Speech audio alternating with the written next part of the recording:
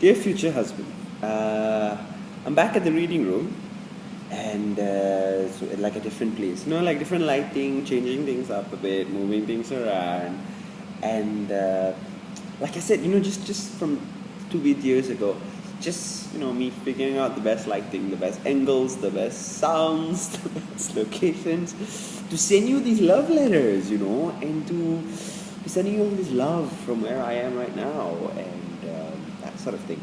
So today's video, in a way, is kind of like a sequel to the previous one. So, the previous one I talked to you about L and Z, two people who I've met, one who I've known for a very long time and I finally got to meet recently, and L, who I just met for the first time recently, and, just being connected at a different level, at a soul level, and feeling like we've met before and that sort of thing. So, after we met, Elle and I had a conversation where we were actually talking. I wonder if that light is really weird. Like, is that weird? That sunlight glaring in kind of thing.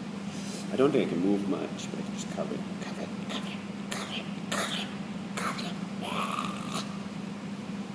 No, that's not going to work. Could I just, let's try, make it happen, let's make it happen, yo, let's make it happen. You get to see the books and the shelves and all of those things. Okay, so we've changed it up, so it's not so bad. Let's move it back a little bit. Okay, so, this angle of my hair looks totally different. But hey, we're making it work. And so Elle and I had this conversation, and we were talking about relationships and monogamy and open relationships. Like now lately there's been a lot of talk about, within, I would say, straight culture, within straight relationships, about infidelity and affairs and people cheating on another. And within the queer community, there's also been a lot of talk about all of those things as well.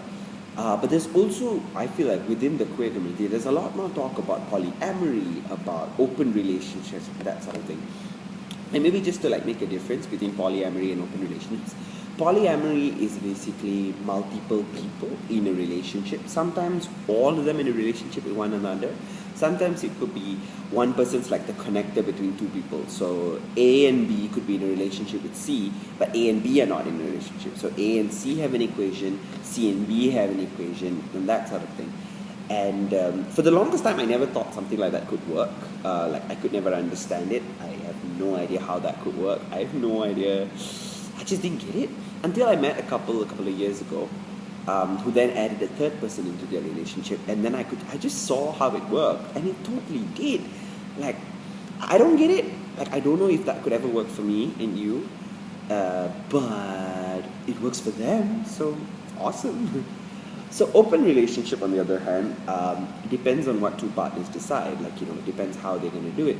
I know open relationships, well, the general term of open relationships is that both partners are free to go out and have sex with other people. Sometimes have relationships with other people. And again, like I said, it depends on the relationship that two people have, the relationship that two partners decide, and how they discuss it, and figuring out the terms of their relationship and that sort of thing. It could just be sexual, it could be emotional, and they usually it's a discussion between two partners to have. Is the sun following us? Is that glare following us? Nonsense, sungguh kurang asam. But yeah, open relationships. I know open relationships where people, two partners, and this is not just within the queer community. This is happening everywhere. But I think the queer community, because we are coming out and because we're telling our stories and our truths, it's more obvious, as in it's more talked about, as opposed to within the straight community. And so I know partners who have an open relationships where they have sex with other people, but that third person is having sex with them. It's a threesome kind of thing. They're all having sex together. It's not like one partner goes out, second partner goes out kind of thing. So I was having a conversation with Elle, and you see this thing, right? I grew up with Bollywood and Tamil movies and Disney. So I grew up with the Disney romance. So the Disney romance is my kind of romance. One person, committed relationship, that sort of thing. But as Elle and I were talking, we talked about how the Disney fantasies end with happily ever after. We never see what happens after that. We never see how people build their relationships. We never see how the marriage works. We never see all of those things. And that's interesting because I can't wait to have this actual conversation with you to define and figure out our relationship. So for the longest time, I always thought our relationship was going to be monogamous and committed, just me and you and that sort of thing. But over the years, as all of these alternate forms of relationships have come to being, and I've talked about it, and I've had to examine my own biasness. I honestly don't know what I want.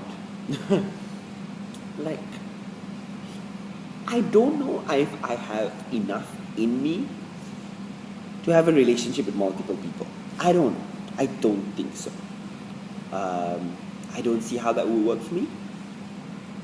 And so, like I said, this is a conversation we need to figure out, as we define our relationship, as we define our marriage and that sort of thing.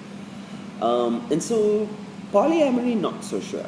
Open relationships, on the other hand, is quite fascinating but there's also like a certain amount of fear there, because how would that affect our relationship? What would that be like? And how would I genuinely feel? Like, there's obviously, I'm gonna there are parts of me that genuinely feel jealous if the guy I'm marrying or the guy I've married is going out and having sex with someone else.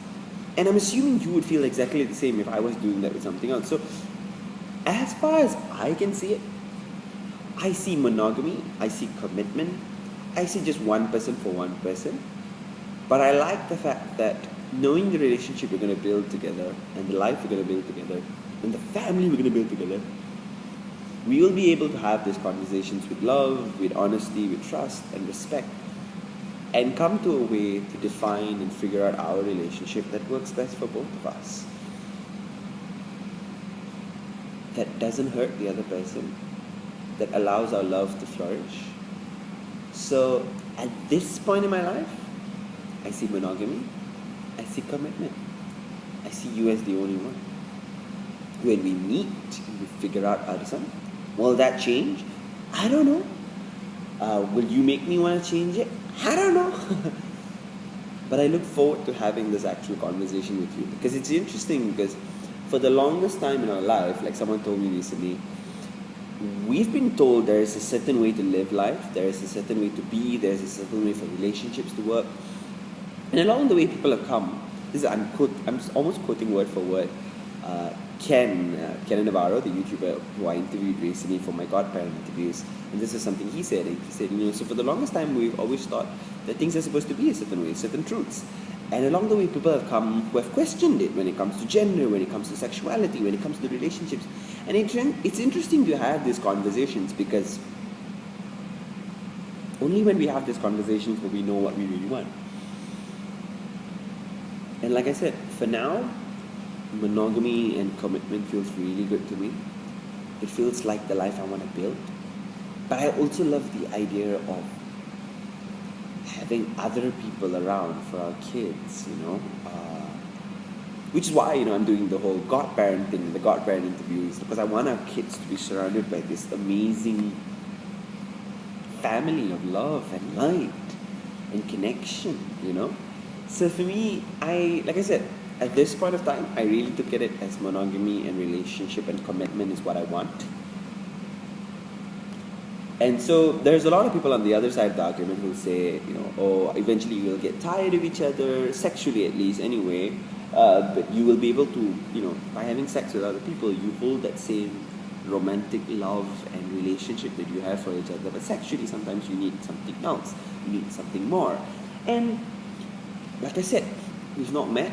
We've not had this conversation. We have to figure it out for ourselves.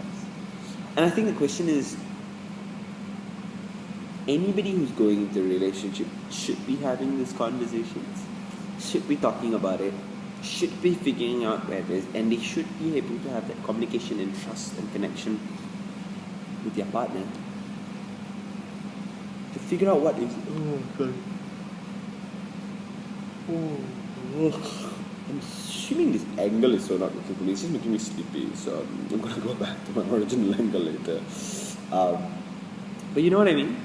I feel these are the conversations that relationships should have, instead of just prescribing to truth and saying, you know what, this is what I want and no discussion about it.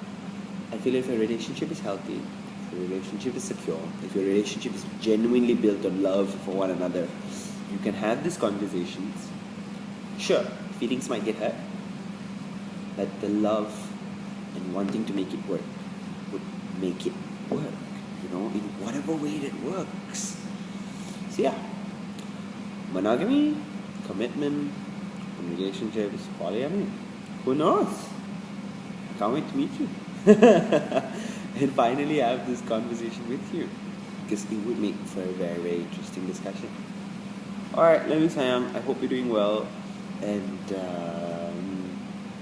I think when this video come out, Chinese New Year would have just happened. So happy Chinese New Year! And I can't wait to meet you. As always, love and hugs, Dhinesha.